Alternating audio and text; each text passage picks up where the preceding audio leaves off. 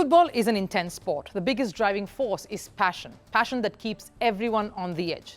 Managers, club presidents, all want results, wins and no less. And if things don't go their way, then violence erupts. Fans want wins. Losses just won't do. And that can result in mayhem. Fans are passionate, yes, but some are also a little too harsh and cross that line.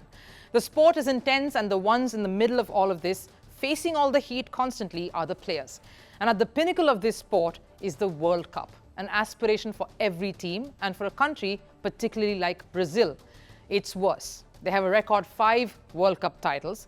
So if pressure from fans, managers and family was not enough, there is the burden of history, of the precious generation, of the legacy that needs to be maintained. Anything less than a trophy is a failure. The pressure is immense, so players are bound to crumble under it, like Brazilian striker Richarlison. He opened up on facing depression after his country's quarter-final loss to Croatia at the 2022 World Cup, so much so that he thought of even giving up the sport. Given the pressure that Brazil players face, is he the only one though?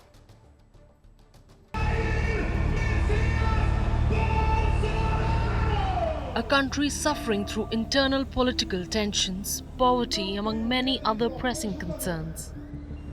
But the one thing that gives Brazilians much joy in all the sadness around is football. So it's understandable for a nation that is crazy about football to put all their expectations on their international football team. The country has also produced some of the greats of the game. But it's been over 2 decades since the country last lifted the World Cup trophy.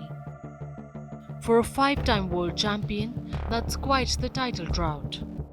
And the lack of success over time is continuously adding pressure on the players.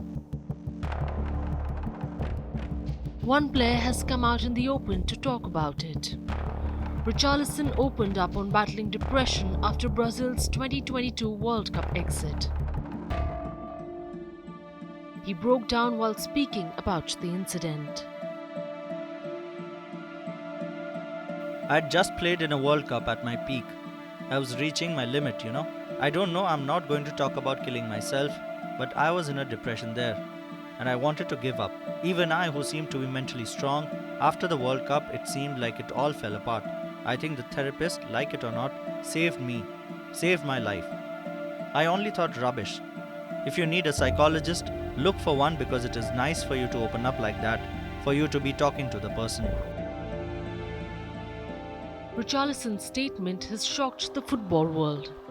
His former club Everton and current setup Tottenham have both expressed their support. But the statement is an eye-opener. The burden Brazilian players feel is worrying. You could sense a bit of that agony when Brazil succumbed to a 7-1 humiliation against Germany in the 2014 World Cup semi-final. Players were seen crying, the home crowd looked devastated. The nation went into mourning. Every Brazilian player looked utterly dejected.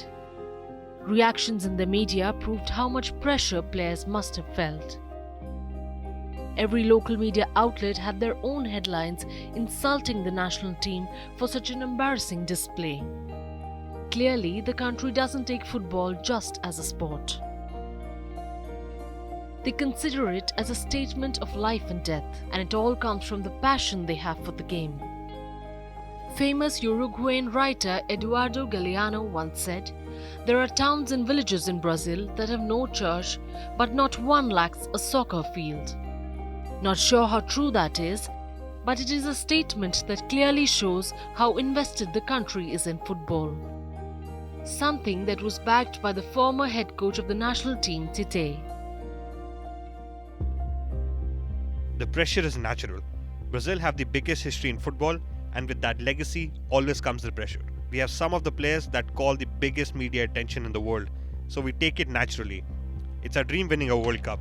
Pressure is inevitable. He said the team takes it in their stride. But do they really? Many may not show it, but it has to affect them all in some way. Richarlison's statement is a wake-up call. Shouldn't football be taken as just a sport? Because the nation will continue to pile pressure on their players. What also hurts the team and the sport in the country is the lack of a tight and clean administration in place.